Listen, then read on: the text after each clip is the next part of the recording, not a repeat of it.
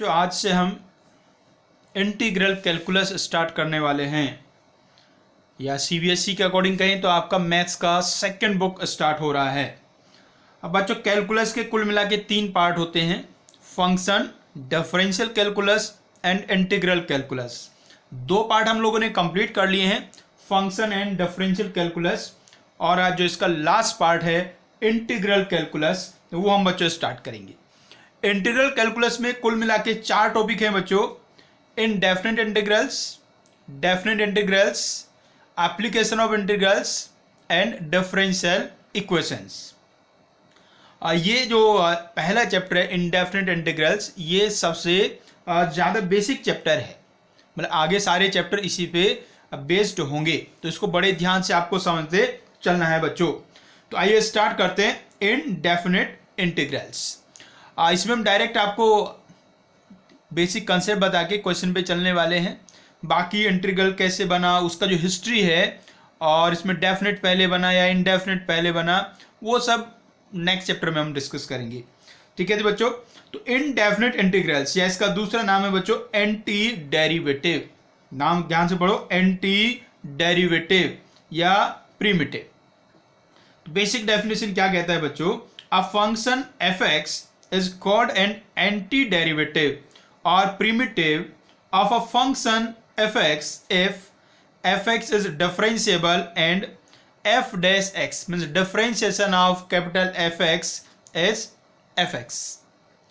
तो बेसिक यदि डायरेक्ट इसको समझे बच्चों बात को, तो कुछ नहीं है रे, यदि fx का डिफरेंस, कैपिटल Fx का डिफरेंशिएशन स्मॉल fx है, तो हम कैपिटल Fx को स्मॉल fx का क्या कहेंगे, एंटी डेरिवेटिव कहेंगे। एंटी डेरिवेटिव का कौन सा, या उसको इंडेफिनिट इंटीग्रल कहेंगे।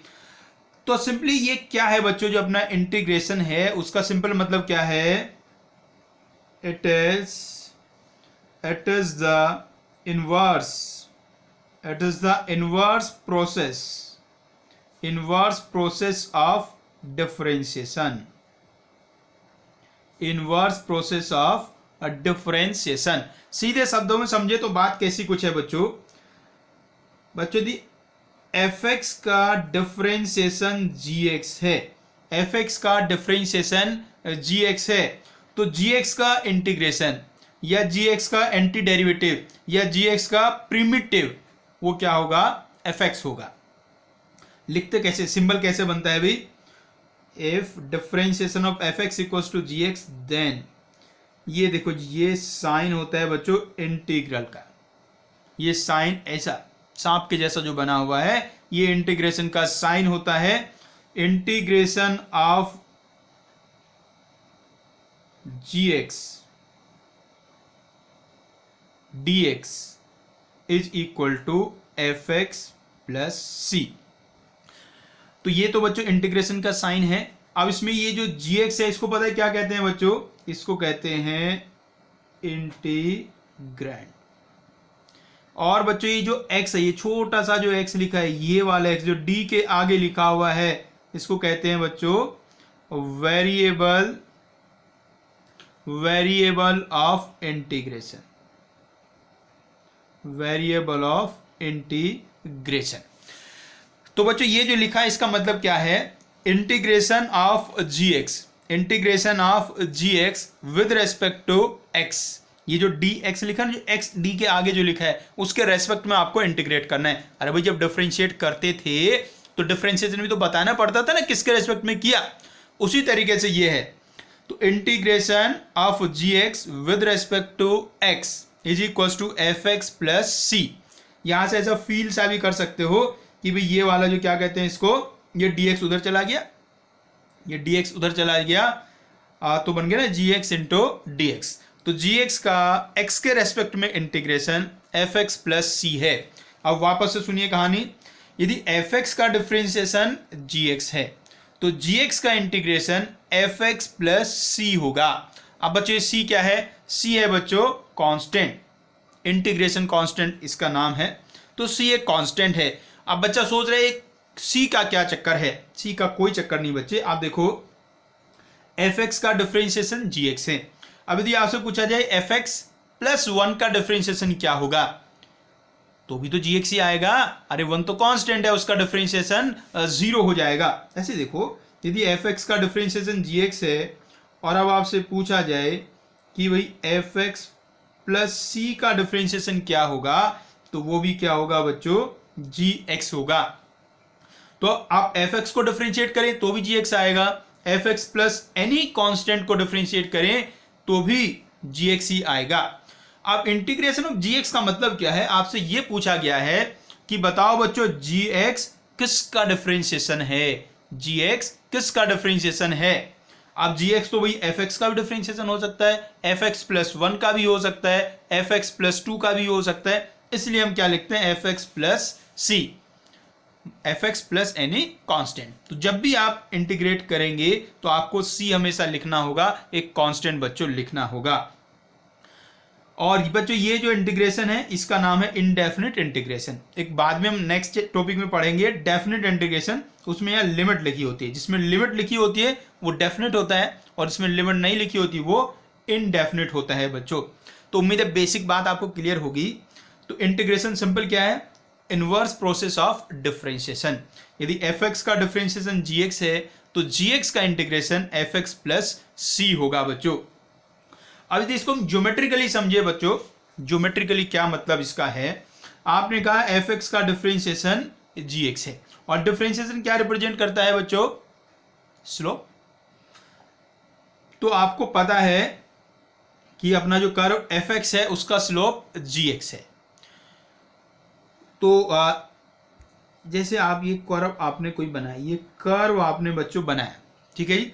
अब इसका स्लोप का मतलब क्या होता है, यहाँ कहीं भी इसमें आप टेंजेंट बनाइए, जो टेंजेंट का स्लोप है उसी को हम कहते हैं कर्व का slope.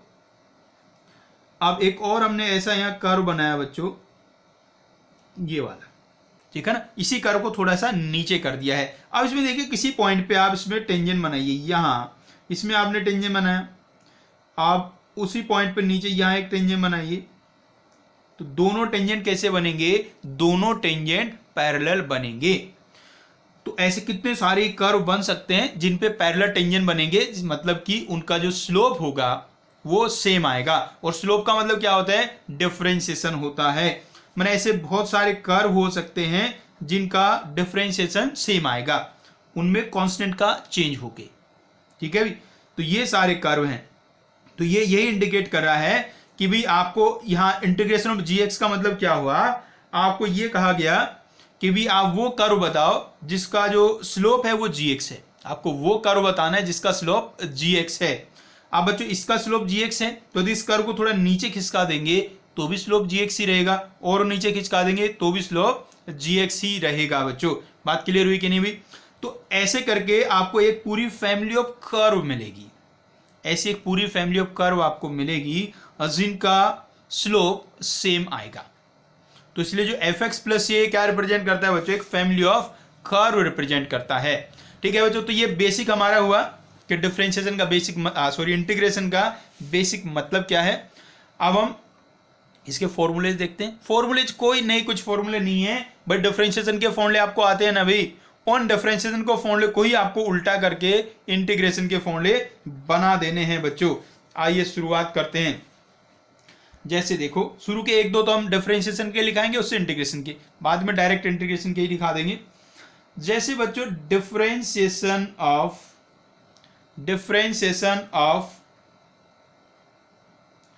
e to the power x, differentiation of e to the power x, e to the power x होता है। Differentiation of e to the power x, e to the power x होता है। So इसलिए integration of e to the power x क्या होगा, e to the power x plus c होगा। e की power x तो बच्चों सबसे बढ़िया फंक्शन है, क्योंकि इसका डिफरेंशिएशन भी सेम आता है और इंटीग्रेशन भी लगभग सेम आता है। ऐसे ही बच्चों जैसे differentiation of a to the power x, differentiation of a to the power x क्या होता है, a to the power x into ln a, a to the power x into ln a। तो अब यदि आपसे पूछा जाए integration of a to the power x क्या होगा, भाई देखो ए की पावर एक्स का डिफरेंशियल ए की power x into l N a है, तो अब इसका इंटीग्रेशन ए की पावर एक्स आएगा और इस एल एन ए को इधर डिवाइड में भेज दोगे तो कितना बन गया A to the power X upon L N A plus C. तो बेसिक क्लियर आपको हो गया ना, डिफरेंशिएशन आपको पता है तो इधर वाले को इंटीग्रेट कर दोगे तो ये इधर वाला उसका आंसर आ जाएगा। तो ये दो बेसिक फॉर्मूले आगे, अब आपको डायरेक्ट फॉर्मूले लिखा देते हैं सब। Differentiation sorry integration of x to the power n, direct integration से ही बता रहे हैं। Integration of x to the power n is x to the power n plus one upon n plus one plus c and n is not equal to -1। कुछ भी आपको समझना है फॉर्मूला कैसे आया तो बिल्कुल सिंपल है, ये जो इधर जो राइट साइड में लिखा हुआ है उसको आप डिफरेंशिएट कर दो, ये वाला आ जाएगा। यही प्रूव है जी फॉर्मूले का।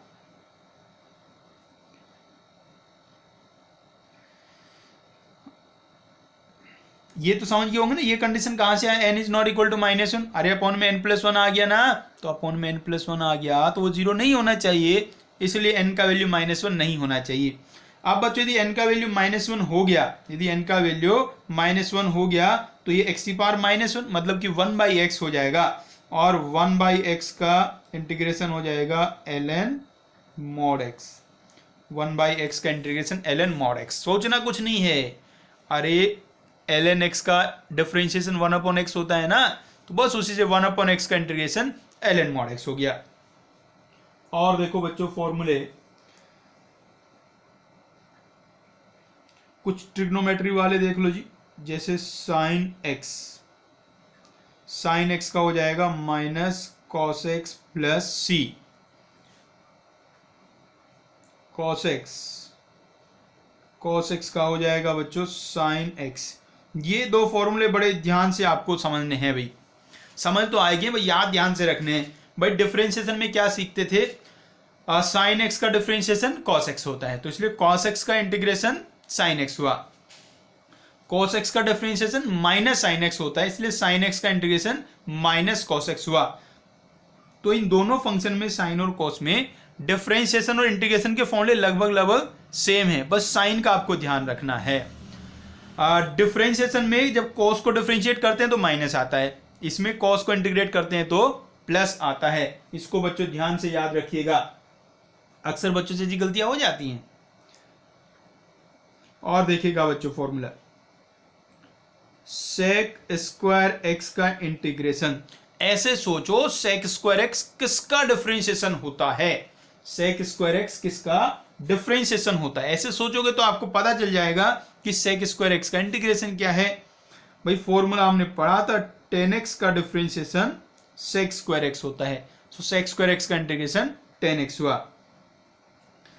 ऐसे बच्चों sec x into tan x, sec x into tan x का आ जाएगा बच्चों सेक एक्स। अरे सेक एक्स का डिफरेंशिएशन होता है ना sec x into tan x, तो उसका sec x into tan x का इंटीग्रेशन हो गया सेक एक्स प्लस सी। ऐसे ही बच्चों कोसेक स्क्वायर एक्स का हो जाएगा माइनस कॉट एक्स प्लस सी। भाई कॉट एक्स का डिफरेंशिएशन माइनस कोसेक स्क्वायर होता है, तो इसलिए कोसेक स्क्वायर का इंटीग्रेशन माइनस कॉट एक्स होगा बच्चों। चलिए और थोड़े फॉर्मूले सीख लेते हैं। नेक्स्ट फॉर्मूला देखते हैं बच्चों, integration of cosec x into cot x. Integration of cosec x into cot x होगा बच्चों माइनस कोसेक एक्स प्लस सी। बिल्कुल सिंपल बात है रे बच्चों, कोसेक एक्स का differentiation minus cosec x cot x होता है, तो इसलिए cosec x into cot x का इंटीग्रेशन माइनस कोसेक एक्स होगा। आप तो सारी बात समझ गए, बस फॉर्मूले लिखते चलते हैं जी। ऐसे बच्चों tan x का इंटीग्रेशन, बच्चों tan x का इंटीग्रेशन होगा minus log mod of cos x। भाई लॉग का कभी भी कुछ भी फॉर्मूला लिखेंगे तो उसमें आपको हमेशा मोड लगाना ही है। या तो आपको पता हो कि अंदर वाला वैल्यू पॉजिटिव ही है, फिर तो मोड लगाओ ना लगाओ कोई फर्क नहीं पड़ता। लेकिन यदि आपको नहीं पता कि पॉजिटिव है या पॉजिटिव नेगेटिव दोनों हो सकता है, तो फिर आप मोड लगाएंगे। उसमें बेस हमेशा कितना है, ई है, तो तो minus log mod cos X plus C, या इसको आप क्या लिख सकते हैं, log mod of sec X plus C. इसमें समझने में देरी नहीं लगी होगी, ये माइनस साइन को उधर पावर में ले जाएंगे तो कॉस की पावर -1 करेंगे तो सेक एक्स बच्चों बन जाएगा। ऐसे बच्चों देखिएगा कॉट एक्स का, कॉट एक्स का इंटीग्रेशन होगा बच्चों ln mod sine X, ln mod sine X plus C. इसको भी चाहो तो आप कोसेक में कन्वर्ट कर सकते हो और कैसे लिख सकते हो, minus ln mod of cosec x plus C. बच्चों ये जो फॉर्मूले हैं, ये अभी जो नए वाले भी आए हैं 2 फॉर्मूले, इससे पहले वाले तो आपने फॉर्मूले याद ही थे आपको। अब ये वाले आपको डायरेक्ट याद नहीं थे कि भाई ln साइन एक्स को डिफरेंशिएट करके कॉट एक्स आता है। वैसे तो डिफरेंशिएट करोगे आ ही जाएगा, लेकिन बाद में हम इसी चैप्टर में इन फॉर्मूलों को इंटीग्रेशन से भी प्रूव करेंगे, लेकिन ये याद भी रखने हैं। अभी प्रूव भी पढ़ेंगे बाद में, लेकिन याद अभी कर लो। इसके बाद बच्चों देखिए सेक एक्स का इंटीग्रेशन क्या होगा। सेक एक्स का इंटीग्रेशन होता है बच्चों ln sec X plus tan X plus C, ln sec X plus tan X plus C. या इसका एक फॉर्मूला और होता है बच्चों ln tan pi by 4 plus X by 2 plus C. ये कोई नई बात नहीं है, सिंपल है ये। इसी को आप ना साइन कोस में कन्वर्ट करके थोड़ा सिंप्लीफाई कर देते हैं तो उससे ये वाला वैल्यू आ जाता है बच्चों। नेक्स्ट फॉर्मूला, अब फॉर्मूला आ गया बच्चों किसका, cosec X D X. Cosec X का इंटीग्रेशन क्या होगा अभी, कॉसेक एक्स का होता है ln cosec X minus cot X plus C. या इसको भी सॉल्व करके क्या बना दिया जाता है, ln mod tan X by 2 plus सी। बिल्कुल वैसे इनको साइन कोस में कन्वर्ट करके ये 10x बाई 2 बच्चों आ जाता है। वैसे बाद में हम इसी चैप्टर में इन फॉर्मूलों को प्रूव भी करेंगे। ये सारे इसलिए लिखा दिया, ट्रिग्नोमेट्री वाले सब आ रहे तो सारे फंक्शन के यहाँ एक साथ आ जाएंगे बच्चों। चलिए आगे बढ़ते हैं, कुछ और फॉर्मूले, वापस से कुछ याद वाले फॉर्मूले भी। 1 upon under root of 1 minus x square. याद करो बच्चों, 1 upon under root 1 minus x square किसका डिफरेंशिएशन होता है, ये तो याद होगा रे, किसका होता है, साइन इनवर्स एक्स का। ये होता है बच्चों साइन इनवर्स एक्स का। एक बच्चा कह रहा नहीं सर ऐसा तो ना कॉस इनवर्स का भी होता था, जो कॉस इनवर्स एक्स का डिफरेंशिएशन होता था उसे यहां माइनस साइन आ जाता था, तो उसके हिसाब से क्या मैं इसका ये भी लिख दूं value minus cos inverse X plus सी, बिल्कुल लिख सकते हो। तो इसका इंटीग्रेशन साइन इनवर्स एक्स या minus cos inverse X, side में लिख लेंगे mod X is less than 1, mod X is less than 1, वो डोमेन के लिए है ना जी, या इसको डिफाइन होने के लिए। और देखो जी next, integration of 1 upon 1 plus x square. याद करो बच्चों 1 अपॉन 1 प्लस एक्स स्क्वायर किसका डिफरेंशिएशन होता है, ये होता है बच्चों टेन इनवर्स एक्स का, या कहो माइनस कॉट इनवर्स एक्स का। अब एक बच्चे ने ये फॉर्मूले देखे, ये वाला और ये वाला, तो कह रहा है सर ना देखो आपने कहा ये tan inverse X plus C है, यहाँ कहा minus cot inverse X plus C है, लेकिन दोनों किसी एक ही चीज के बराबर हैं, तो इसका मतलब तो ये हो गया कि tan inverse x is equal to minus cot inverse x, tan inverse x is equal to minus cot inverse x हो गया इसका मतलब। तो बच्चों यदि आप ऐसा सोच रहे हैं तो आप ऐसा बिल्कुल भी सही नहीं सोच रहे हैं बच्चों। ये जो सी है, सी एक आर्बिट्रेरी कांस्टेंट है। आर्बिट्रेरी कांस्टेंट का मतलब इसका वैल्यू फिक्स नहीं है, कहीं इसका वैल्यू मान लो 1 है तो कहीं 2 हो सकता है, 3 हो सकता है, कुछ भी हो सकता है, इसका वैल्यू फिक्स नहीं है। तो यहां ये जो सी लिखा है और यहां जो सी लिखा है, ये जरूरी नहीं है इन दोनों का वैल्यू सेम हो। लिखते हम हर जगह सी है, लेकिन उसका ये मतलब नहीं कि दो जगह सी लिखा है तो उन दोनों का वैल्यू सेम है। ये होता कैसे है, देखो भाई जो अपना टेन इनवर्स एक्स है वो होता है pi by 2 minus cot inverse x, pi by 2 minus cot inverse x, तो उसको हमने लिखा pi by 2 minus cot inverse x. और वो जो पाई बाई 2 है वो इस सी के साथ ऐड हो गया, तो पाई बाई टू प्लस सी, भाई सी कांस्टेंट है और पाई बाई टू भी कांस्टेंट है, तो पाई बाई टू प्लस सी भी एक कांस्टेंट होगा, तो उसको हमने एक ही कांस्टेंट लिखा, पाई बाई टू प्लस सी की बजाय उसकी जगह सी लिख दिया। अब ये वाला सी और ये वाला सी दोनों सेम नहीं है, एक्चुअली ये वाला जो सी है ये पाई बाई टू प्लस ये वाला सी है। बात क्लियर हुई ना? लिखते हैं एक्चुअली आर्बिट्रेरी है, तो सी आपने 4 जगह लिखा तो चारों जगह वैल्यू अलग हो सकता है उसका। बात क्लियर हुई ना बच्चों? तो ये मत समझना कि टेन इनवर्स बराबर माइनस कॉट इनवर्स हम कह रहे हैं, ऐसा बिल्कुल नहीं कह रहे जी। एक और फॉर्मूला बच्चों इसमें आप देख लीजिए, 1 upon x into under root of x square minus 1 d x. इसका इंटीग्रेशन क्या होगा? याद करो बच्चों, किसका डिफरेंशिएशन है? ये होता है बच्चों sec inverse X plus C, या बनेगा minus cosec inverse X plus C बच्चों। तो ये फॉर्मूले, ये फिर से 3 फॉर्मूले ऐसे आगे जो हमको पहले से याद थे। आप कुछ 2-3 फॉर्मूले और नहीं, 2-3 से भी थोड़े ज़्यादा फॉर्मूले और जो हम बाद में इसी चैप्टर में उनको प्रूव भी करेंगे, लेकिन फॉर्मूले सारे एक साथ लिखे रहेंगे आपके पास तो अच्छा रहेगा, ठीक है ना? तो फॉर्मूले सारे एक साथ लिख लेना, बाद में कुछ के प्रूफ तो आपको पता है, जो फॉर्मूले याद है डिफरेंशिएशन के, जिनके नहीं पता है वो आगे इसी चैप्टर में हम प्रूव करेंगे बच्चों। आइए आगे लिखते हैं फॉर्मूलेज भाई। नेक्स्ट फॉर्मूला बच्चा देखो, integration of 1 upon x square minus A square D x. 1 upon x square minus A square, ये होता है बच्चों 1 upon 2a ln mod of x minus a upon x plus a plus c। एक और कई बार books में एक same to same formula और लिखा होता है, कुछ ही भाई इसको यहाँ X square minus A square की जगह A square minus x square कर देते हैं, तो क्या बन गया अभी A square minus x square 1 upon A square minus x square. Formula क्या बन जाएगा अभी 1 upon 2a ln a plus X upon a minus X. अब ये समझ गो, ये दूसरा फॉर्मूला कैसा है? ये दोनों फॉर्मूले सेम ही है, अलग है ये नहीं भाई। इसमें और इसमें क्या फर्क है? एक माइनस का फर्क है बच्चों, एक माइनस का फर्क है। तो इसका जो इंटीग्रेशन होगा इस वाले इंटीग्रेशन में माइनस से मल्टीप्लाई करके आ जाएगा, तो जब इसको यहाँ माइनस साइन लिखेंगे वो माइनस पावर में जाएगा, तो उससे a प्लस एक्स वाला ऊपर आ जाएगा, x माइनस ए वाला नीचे आ जाएगा।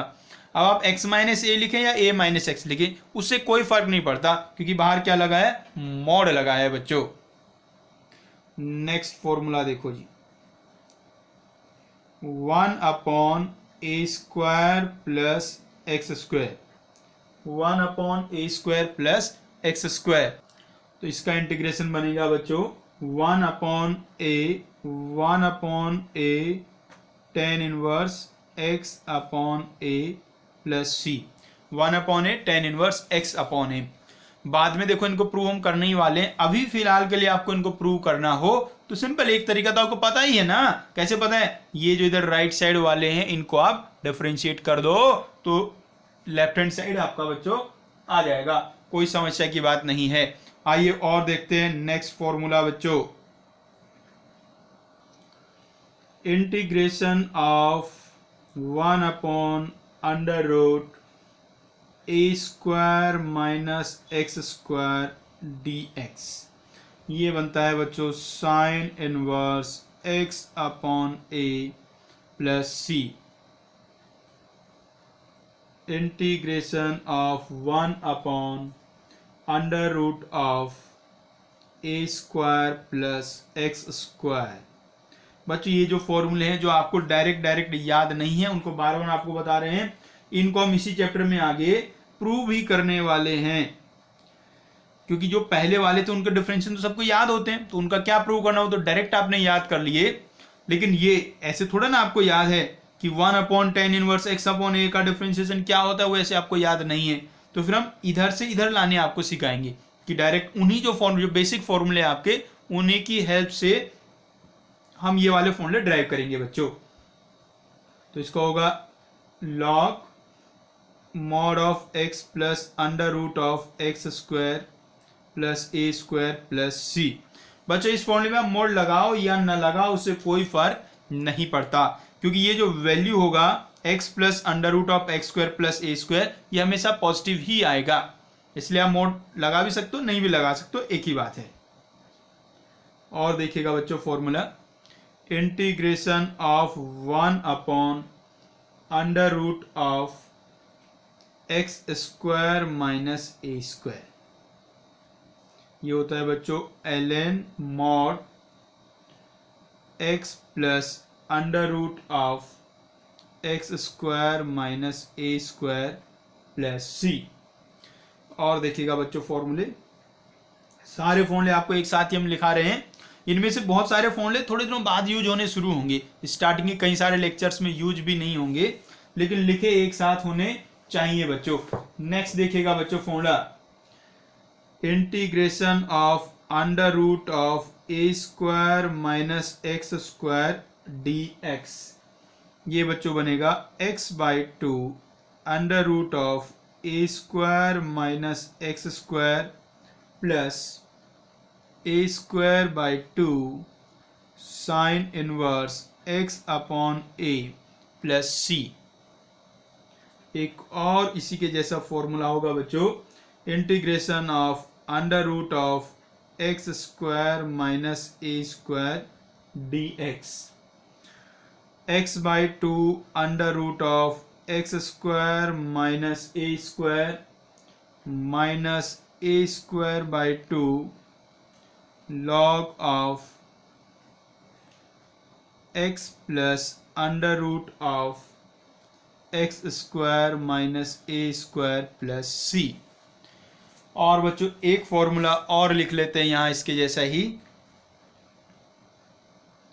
Integration of under root of x square plus A square, ये बनता है बच्चों x by two under root of x square plus A square plus A square by two log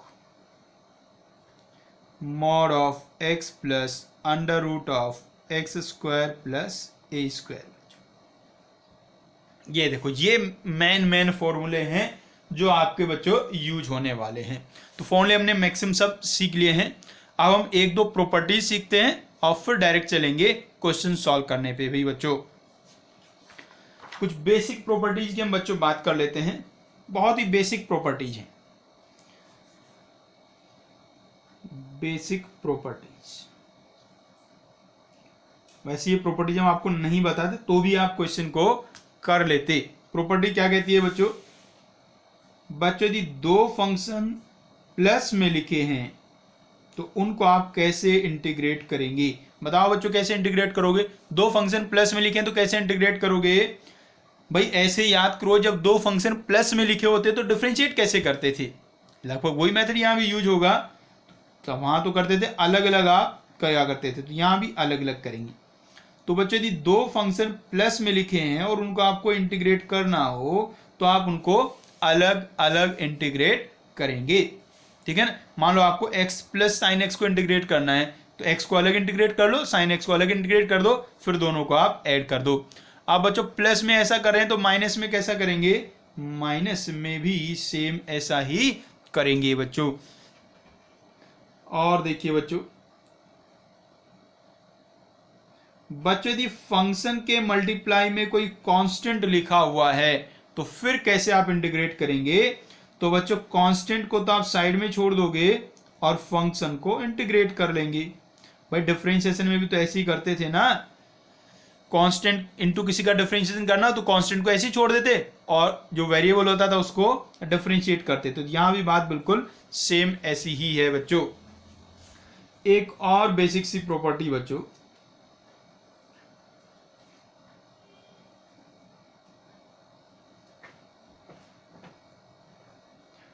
यदि f(x) का इंटीग्रेशन gx है, f(x) का integration gx है तो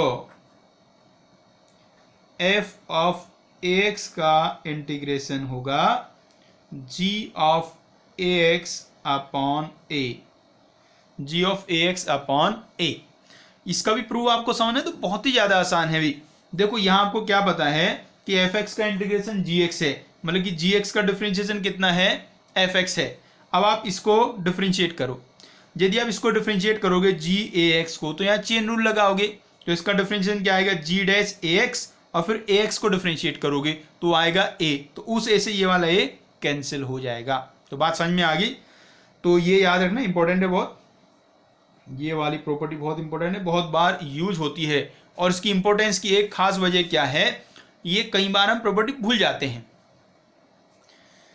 तो यदि एफ एक्स का इंटीग्रेशन जी एक्स है तो एफ ऑफ ए एक्स का integration G of A X upon A होगा। मैंने यदि एक्स के मल्टीप्लाई में कुछ आ जाता है तो उधर उसको डिवाइड में भेजना पड़ेगा। एग्जाम्पल से समझो, जैसे भी देखो आपको पता है ना कि कॉस एक्स का इंटीग्रेशन साइन एक्स होता है, ये हम जानते हैं कि कॉस एक्स का इंटीग्रेशन साइन एक्स होता है।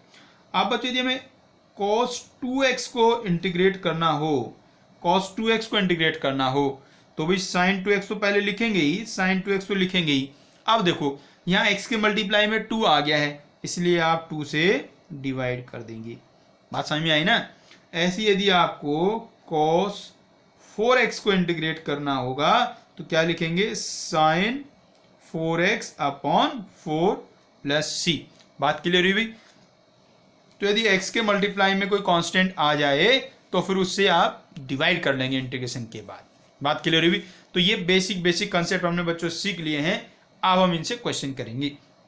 बच्चों स्टार्टिंग के जो लगभग 2 लेक्चर होंगे उनमें बेसिक क्वेश्चन होंगे, मतलब इंटीग्रेशन की कोई और अलग प्रॉपर्टी काम नहीं आएगी, बेसिक से ही सारे क्वेश्चन सॉल्व होंगे। उसके आगे हम मेथड्स ऑफ इंटीग्रल सीखेंगे, मतलब उसमें इंटीग्रेट करने के कुछ और तरीके आएंगे, जैसे सब्स्टिट्यूशन है और भाई बाय पार्ट्स है, पार्शियल फ्रैक्शन है, बहुत सारी कई सारे तरीके आएंगे, उनको धीरे धीरे पढ़ेंगे। लेकिन स्टार्टिंग के जो लेक्चर्स हैं वो बेसिक होंगे बिल्कुल, और वही सबसे ज़्यादा इंपॉर्टेंट है बच्चों। तो आइए शुरू करते हैं अब क्वेश्चंस। आओ बच्चों देखते हैं क्वेश्चन बहुत ही आसान होंगे स्टार्टिंग वाले भाई। आओ जी, सबसे पहला क्वेश्चन बच्चों, 1 अपॉन एक्स स्क्वायर का इंटीग्रेशन क्या होगा। 1 अपॉन एक्स स्क्वायर का इंटीग्रेशन क्या होगा बच्चों। तो कैसे लिखेंगे भाई, इसको लिख लो आप बच्चों एक्स की पावर -2 लिख लिया बच्चों, क्या, एक्स की पावर -2। अब इसमें एक्स की पावर n वाला फॉर्मूला काम आएगा भाई। फॉर्मूला क्या कहता है, एक्स की पावर n का इंटीग्रेशन एक्स की power n plus 1 upon n plus 1 होता है बच्चों। मतलब जो पावर है उसमें आपको +1 कर देना है और नीचे वही लिखना है जो ऊपर पावर में आया। तो यहाँ पावर बच्चों -2 है, तो क्या बन गया इंटीग्रेशन एक्स की पावर -2 प्लस 1, और जो पावर में आया वही आपको डिनोमिनेटर में लिखना है। तो -2 प्लस 1 तो कितना हो गया, -1 और प्लस सी। अब बच्चों देखो ये क्या बन गया, एक्स की पावर -1, एक्स की पावर -1 को क्या कहते हैं, 1 अपॉन एक्स, तो ये बन गया -1 अपॉन एक्स प्लस सी। तो 1 अपॉन एक्स स्क्वायर का इंटीग्रेशन आ गया बच्चों -1 अपॉन एक्स प्लस सी। एक और देखो बच्चों इतना ही आसान question, integration of 1 upon root x, integration of 1 upon root x बच्चों। तो इसको क्या लिख पाएंगे बच्चों, एक्स की पावर -1/2। अरे भाई रूट एक्स का मतलब एक्स की पावर 1/2 होता है ना, और ये अपॉन में लिखा हुआ इसलिए ऊपर लेके जाएंगे तो पावर हो जाएगी -1/2। फिर से यही वाला फॉर्मूला काम आएगा। फॉर्मूला कहता है पावर में 1 ऐड करना है तो -1/2 प्लस 1, और -1/2 प्लस 1 क्या हो जाएगा, प्लस का 1/2 और प्लस सी। अब देखो ये बन गया एक्स की पावर 1/2, और एक्स की पावर 1/2 को क्या कहते हैं हम लोग, उसको कहते हैं अंडर रूट ऑफ एक्स, और ये 1/2 है तो ये ऊपर 2 मल्टीप्लाई में चला जाएगा, तो ये हो गया 2 रूट एक्स प्लस सी। तो बच्चों 1 अपॉन रूट एक्स का इंटीग्रेशन आ गया 2 रूट एक्स प्लस सी। आओ बच्चों नेक्स्ट क्वेश्चन देखें। क्वेश्चन बड़े ही आसान है बच्चों, स्टार्टिंग में चल रहे हैं अभी। इंटीग्रेशन ऑफ 2 की पावर x क्या होगा। तो बच्चों इसमें a to the power x वाला फॉर्मूला काम करेगा, और a to the power x का इंटीग्रेशन क्या होता है, वो होता है बच्चों a to the power x upon ln a। तो यहां इसमें a की जगह कितना लिखा है बच्चों, a की जगह लिखा है 2, तो क्या बन गया 2 to the power x upon ln2 plus c। एक और क्वेश्चन बच्चों, a की पावर x इंटू e की पावर x dx। अब एक बच्चा इस क्वेश्चन को देख रहा है, कह रहा है सर ये तो बड़ा मुश्किल क्वेश्चन है, इसमें तो दो दो फंक्शन मल्टीप्लाई में लिखे हुए हैं, एक a की पावर x और एक e की पावर x, और ऐसा तो आपने सीखा है नहीं कि जब दो फंक्शन मल्टीप्लाई में लिखो तो कैसे करते हैं। बात तो वही सही है आपकी, लेकिन इसको आप अच्छी नज़रों से देखो, ये दो नहीं, ये एक ही फंक्शन है भाई। देखो इन दोनों का बेस तो अलग अलग है लेकिन पावर तो सेम है ना, तो पावर सेम है तो बेस को मल्टीप्लाई कर लो।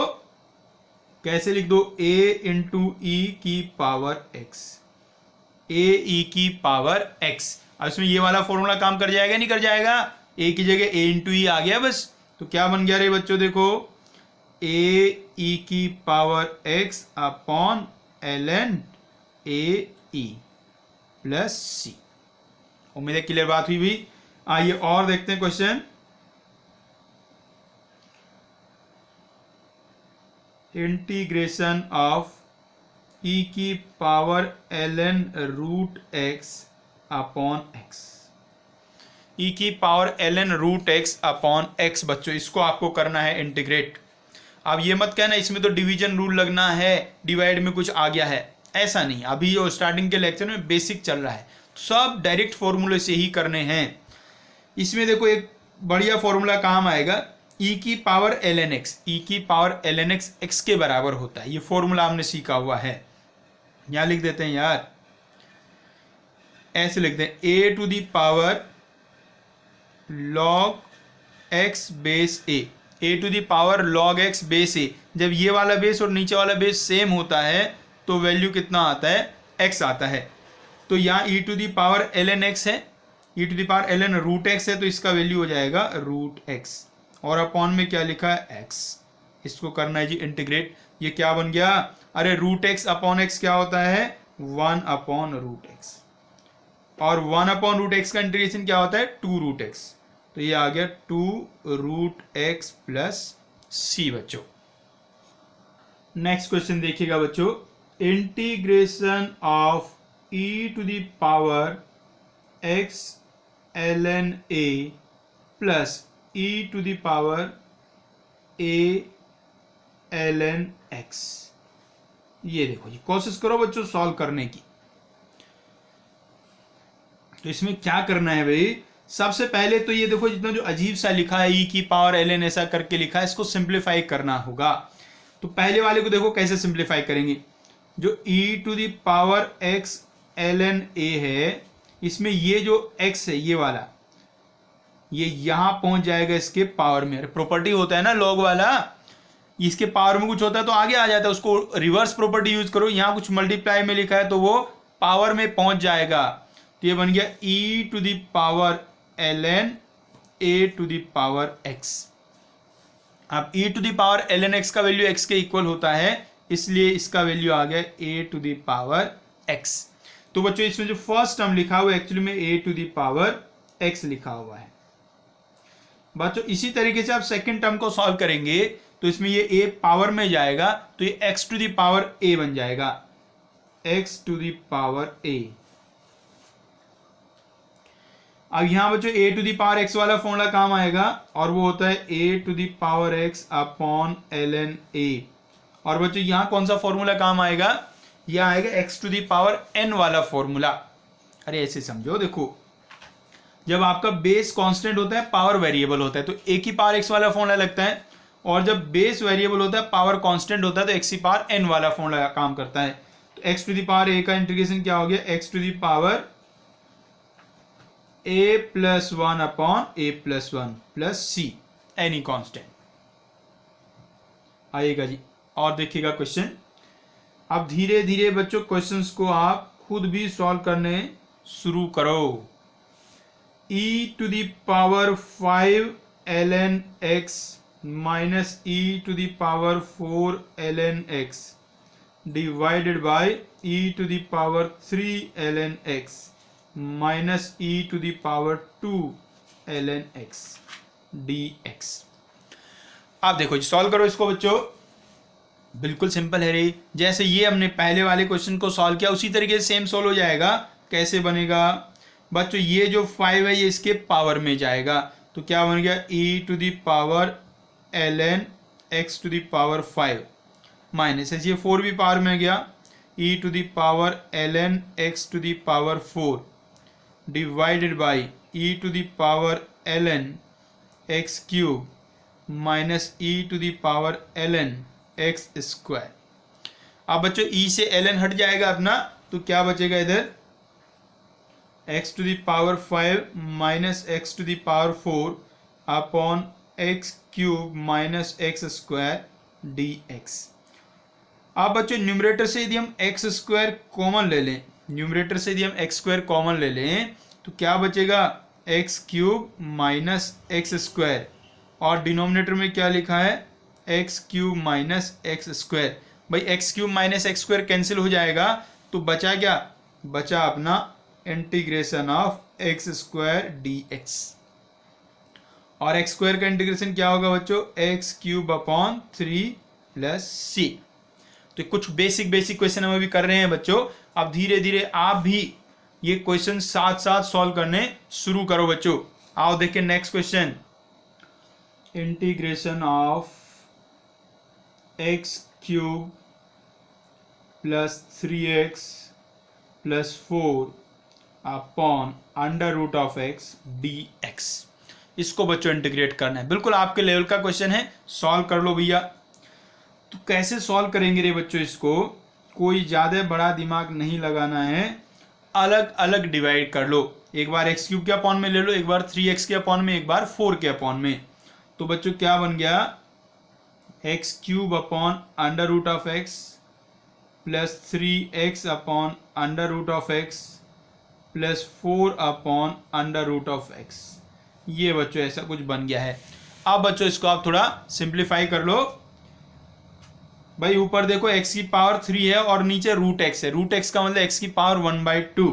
तो क्या बन गया x की पावर 3 माइनस 1/2 प्लस 3x, ऊपर पावर 1 नीचे 1/2, सो 1 माइनस 1/2, और इसमें पावर सीधे ऊपर जाएगी तो माइनस 1/2 x की पावर। ये बच्चों बन गया है।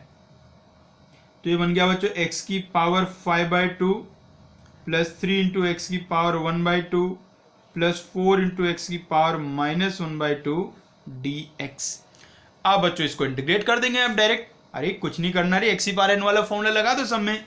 फॉर्मूला क्या कहता है, पावर में 1 ऐड करना है और जो पावर में बन जाए उसी को अपॉन में लिखना है।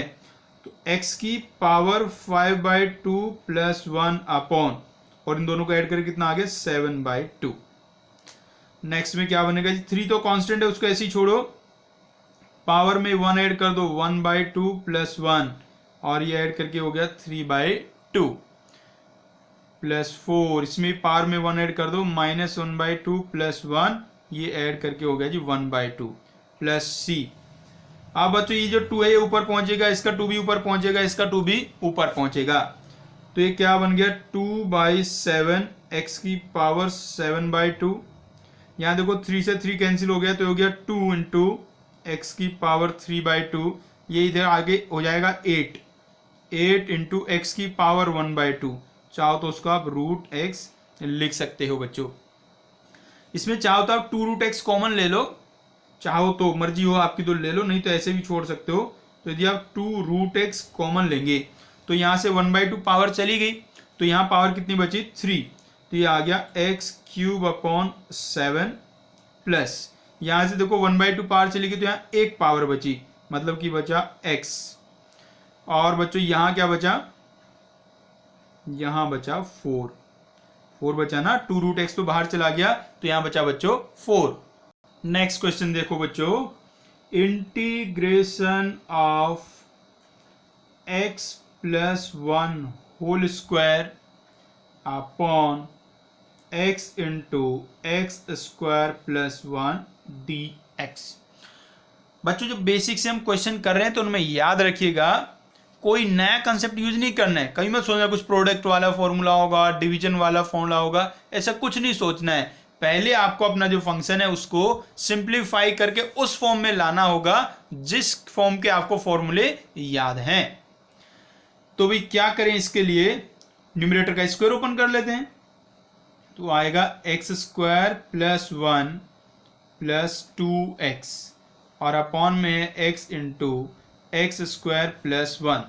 आप बच्चों देखो न्यूमरेटर में एक्स स्क्वायर प्लस 1 लिखा हुआ है, ये देखो डिनोमिनेटर में भी एक्स स्क्वायर प्लस 1 है। तो ऐसा करते हैं, एक्स स्क्वायर प्लस 1 को एक साथ ले लेते हैं, 2x को अलग रखते हैं। एक बार एक्स स्क्वायर प्लस 1 को अपॉन में करेंगे तो एक्स स्क्वायर प्लस 1 कट जाएगा, 1 अपॉन एक्स बचेगा। फिर 2x की अपॉन में करेंगे तो x कट जाएगा, 2 अपॉन एक्स स्क्वायर प्लस 1 बचेगा। बच्चों देखिए क्या बन गया, अलग अलग डिवाइड कर रहे हैं तो x square plus 1 upon x into x square plus 1 and plus 2x upon x into x square plus 1 dx।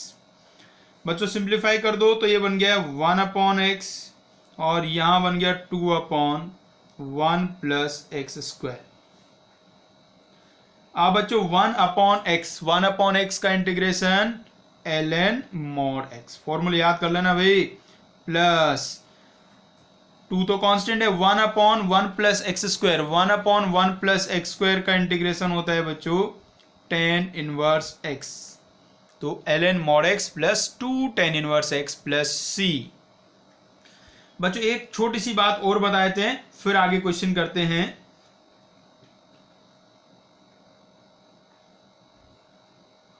If integration of fx is equal to gx plus c, then integration of fx plus k any constant is equals to g x plus k। देखो जी क्या समझा हमने, मतलब यदि हम x की जगह कोई x प्लस कॉन्स्टेंट लिख दें, x प्लस x में कोई कांस्टेंट प्लस कर दें या माइनस कर दें, तो ऐसा करने से फॉर्मूले पे कोई फर्क नहीं पड़ता है, बस उधर भी आपका x की जगह x प्लस के आ जाएगा। बात समझ में आया कि नहीं? इसको और थोड़ा ऐसे भी लिख सकते हैं, यदि इसमें आप ऐसे लिखें f ऑफ ax प्लस के, तो इसमें हमने एक पहले प्रॉपर्टी बढ़ाई थी, x के मल्टीप्लाई में कुछ आ जाए तो क्या होता है, तो उससे 1 अपॉन ए आ जाएगा और बाकी प्लस के करने से कोई इफेक्ट नहीं होता है, फॉर्मूला वैसा ही रहेगा बच्चों। तो यदि x के प्लेस पे x प्लस कोई कांस्टेंट आ जाए तो भी फॉर्मूला काम करेगा, या x के प्लेस पे x को किसी कांस्टेंट से मल्टीप्लाई किया फिर एक कांस्टेंट ऐड कर दिया तो भी फॉर्मूला काम करेगा। इसके अलावा यदि कुछ हो जाता है तो फिर फॉर्मूले काम नहीं करते, मतलब ये बताना चाह रहे हैं बच्चों। जैसे हमें पता है कि cos x का इंटीग्रेशन sin x होता है, तो यदि cos 2x प्लस 3 आ जाए, cos 2x प्लस 3 आ जाए तो भी x को 2 से मल्टीप्लाई किया तो यहाँ 2 से डिवाइड कर लेंगे और cos का इंटीग्रेशन sin होता है और 2x प्लस 3, ये बच्चों इसका इंटीग्रेशन आ गया। लेकिन यदि यहाँ मान लो x की जगह कुछ और आ जाए, मान लीजिए x की जगह x स्क्वायर आ गया, x की जगह x स्क्वायर आ गया, तो आप इसका इंटीग्रेशन आप ऐसे साइन एक्स स्क्वायर करके नहीं लिख पाएंगे। बात समझ में आएगी नहीं? तो बिल्कुल अलग फिर चेंज हो जाएगा। वो कैसे होगा वो तो फ्यूचर में पढ़ेंगे हम लोग, लेकिन चेंज हो जाएगा। तो यदि x की प्लेस पे x में कोई कांस्टेंट मल्टीप्लाई करके कोई कांस्टेंट ऐड करके आ जाए तो फॉर्मूला आपका काम करेगा सेम टू सेम। यदि उसके अलावा कुछ होता है फिर फॉर्मूला काम नहीं करता है। कई बार बच्चों को ऐसा कन्फ्यूजन सा होने लगता है कि जैसे डिफरेंशिएशन में चेन रूल है, ये उसके जैसा ही लग रहा है कि भाई जैसे ना जो f ax plus b ax plus के आ गया है तो इसका जो डिफरेंशिएशन होगा उससे हमने डिवाइड कर दिया है। आप समझ सकते हो ऐसा कर दिया, लेकिन ये सिर्फ कब है जब x को आपने कांस्टेंट से मल्टीप्लाई किया। यहाँ नहीं कर सकते भाई, यहाँ जैसे x स्क्वायर आ गया तो यहाँ इसको आप x स्क्वायर के डिफरेंशिएशन से डिवाइड कर दें तो वो इसका आंसर नहीं होगा। तो ऐसी गलतियां मत करना कभी भी। तो यदि x में कोई कांस्टेंट मल्टीप्लाई किया या कांस्टेंट प्लस किया तो फॉर्मूला काम करेगा, यदि उससे अलग कुछ किया तो फॉर्मूला काम नहीं करेगा। आइए आगे बढ़ते हैं, कुछ एक दो छोटे मोटे क्वेश्चन और कर लेते हैं भी। एक और बड़ा सुंदर सा क्वेश्चन है बच्चों, देखिएगा। इंटीग्रेशन ऑफ एक्स की power 4 plus x square plus 1 divided by x square minus x plus 1 dx। बच्चों एक बार हमने सीखा था कि एक्स की power 4 plus x square plus 1 के फैक्टर्स क्या होते हैं। यदि वो आपको याद है तो ठीक है, यार नहीं याद है तो भी ये याद कर लो। अभी इसके फैक्टर होते हैं बच्चों x square plus x plus 1 और X square minus x plus 1। बच्चों ये इसके फैक्टर्स होते हैं। और अपॉन में लिखा हुआ है x square minus x plus 1। तो भी x square minus x plus 1 तो कैंसिल हो जाएगा, तो बच्चों बचेगा x square plus x plus 1 dx। अब इसको भी इंटीग्रेट कर दो आप। एक्स स्क्वायर का integration x cube by 3, x का इंटीग्रेशन एक्स स्क्वायर बाई 2 और 1 का इंटीग्रेशन एक्स प्लस सी।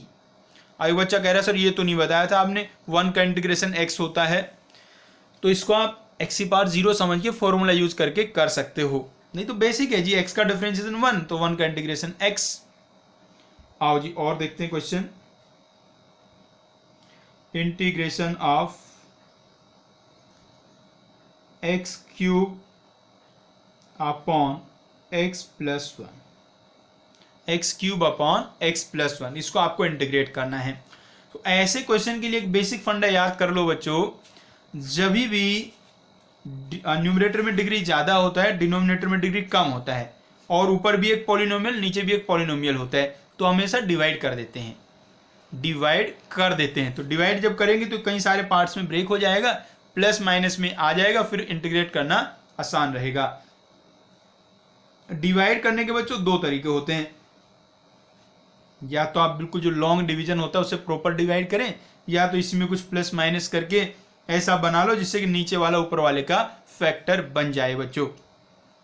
तो प्रॉपर डिवाइड तो कर लोगे आप, नहीं तो प्रॉपर डिवीजन से भी सिखाते हैं, या तो सिंपल जो लॉन्ग डिवीजन मेथड होता है उससे आप प्रॉपर इसको डिवाइड कर लें।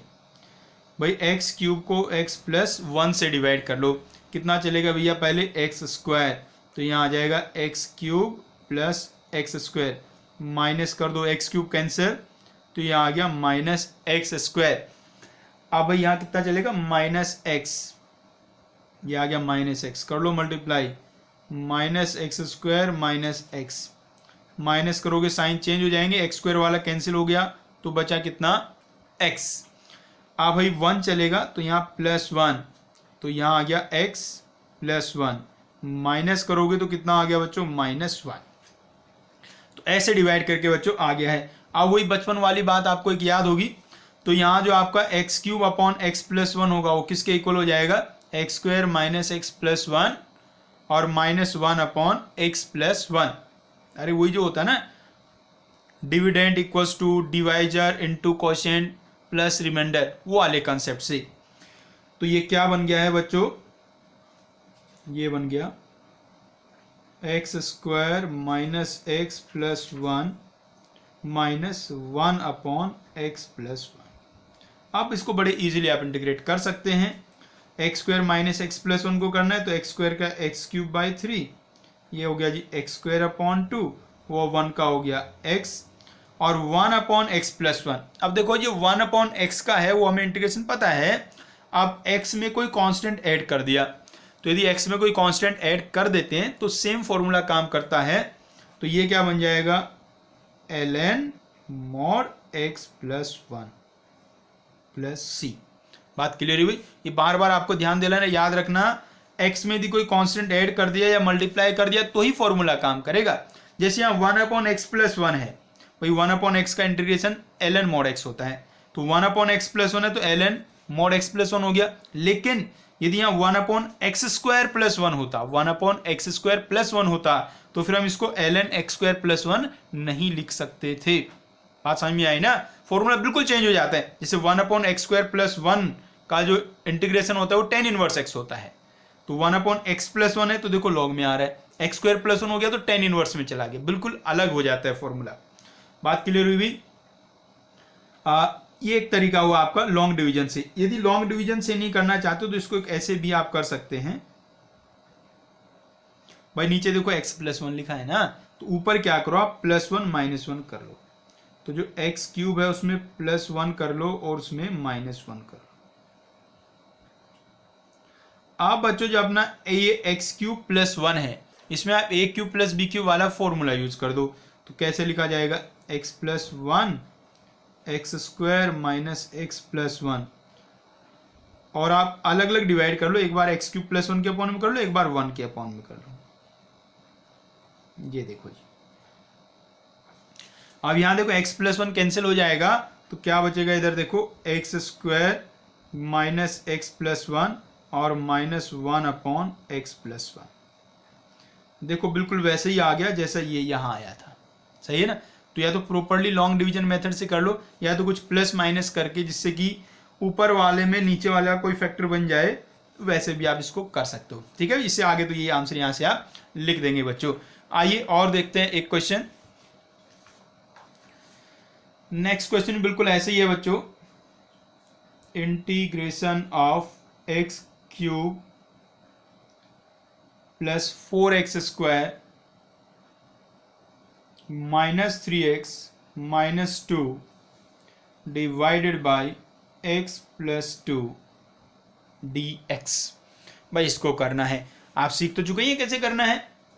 अरे करना क्या है भाई, x + 2 से ऊपर वाले को डिवाइड कर देंगे, लॉन्ग डिवीजन मेथड आता ही है आपको, अपने आप कर लेना, हम दूसरे तरीके से बता रहे, ठीक है ना। देखिए कैसे करते हैं, ध्यान से समझिएगा कैसे करते हैं बच्चों। बच्चों ध्यान से देखो, ऊपर क्या लिखा हुआ है, x³ लिखा हुआ है, तो आप क्या करिएगा, जो अपना ये x + 2 है उसको 3 बार लिखिएगा। डिवीजन का एक मेथड सिखाया था ना एक बार आपको कभी भैया, तो वही वाला कर रहे हैं use.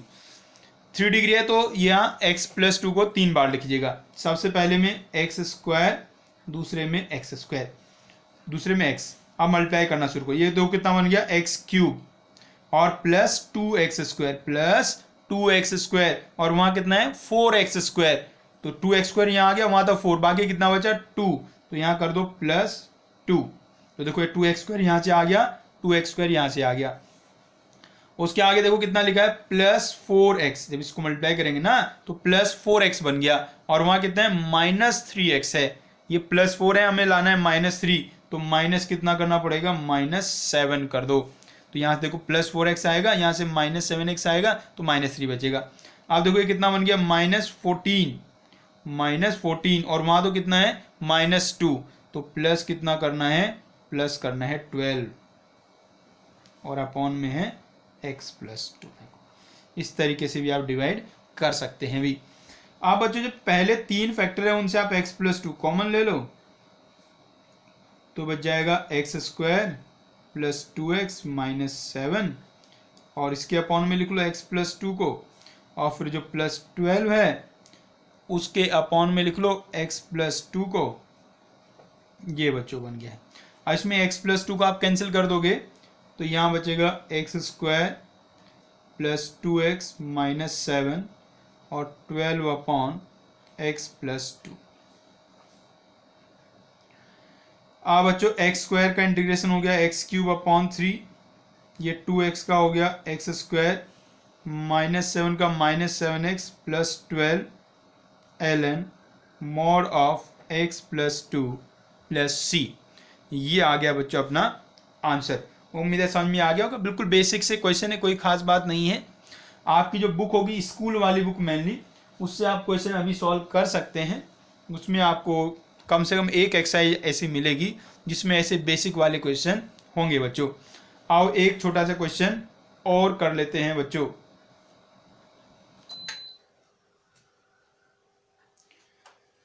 Integration of 1/√x + 3 - √x + 2, इसको बच्चों इंटीग्रेट करना है।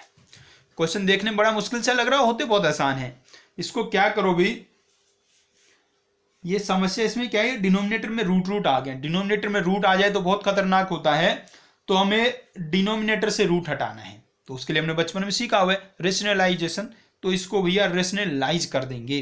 रेशनलाइज कैसे हुआ करता था रे, जो नीचे वाला उसका साइन चेंज करके मल्टीप्लाई डिवाइड करेंगे। तो under root of x plus 3 plus under root of x plus 2, इससे मल्टीप्लाई और डिवाइड करेंगे बच्चों।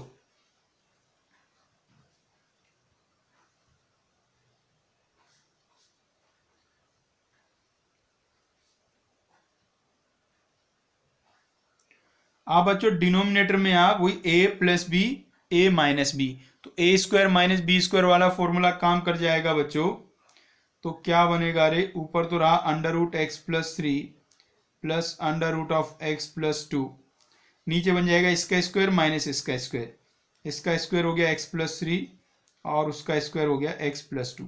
सोचना नहीं है, रूट लगा हुआ है ना, स्क्वायर करेंगे तो रूट हट जाएगा भाई। तो डिनोमिनेटर को ध्यान से देखो भैया, ध्यान से देखो, डिनोमिनेटर को 1 दिख रहा है हमें, तो आपको 1 दिख रहा है, तो डिनोमिनेटर 1 है। तो न्यूमरेटर में क्या बचा, x प्लस 3 की पावर 1/2, x प्लस 2 की पावर 1/2। तो इसमें देखो अब x की पावर n वाला फॉर्मूला काम कर जाएगा, क्योंकि देखो x की जगह x प्लस 3 लिखा हुआ है, कोई कांस्टेंट ऐड किया हुआ है तो कोई दिक्कत नहीं है। तो x प्लस n वाला फॉर्मूला यूज कर दो। क्या कहता है फॉर्मूला, पावर में 1 ऐड करना है, तो x प्लस 3 की पावर 1/2 प्लस 1 अपॉन हो गया 3/2, और ये भी x प्लस 2 की पावर, यहाँ भी 1/2 प्लस 1 है, तो यहाँ भी हो गया 3/2 अपॉन 3/2 प्लस c। बच्चों ये जो 3/2 है इसको सीधा करके लिखेंगे तो 2/3 बन जाएगा, उसे कॉमन ले लो, तो x प्लस 3 की पावर 3/2 प्लस x प्लस 2 की पावर 3/2, ये बच्चों आ गया अपना आंसर। तो उम्मीद है समझ में आ गया आपको बेसिक किस तरीके से करना है भाई आपको। नेक्स्ट क्लास में भी हम बेसिक क्वेश्चन ही बच्चों करने वाले हैं। आपसे भी उम्मीद करते हैं थोड़े बहुत क्वेश्चन आप भी प्रैक्टिस कर लेना, थोड़े प्रैक्टिस कर लोगे तो उसमें हो सकता है कुछ क्वेश्चन में आपको दिक्कत भी आई या कुछ समझ भी आए कैसे कैसे करना है, तो नेक्स्ट क्लास का उससे और ज़्यादा फायदा आपको फिर मिलेगा बच्चों। ठीक है, चलो मिलते हैं नेक्स्ट क्लास में।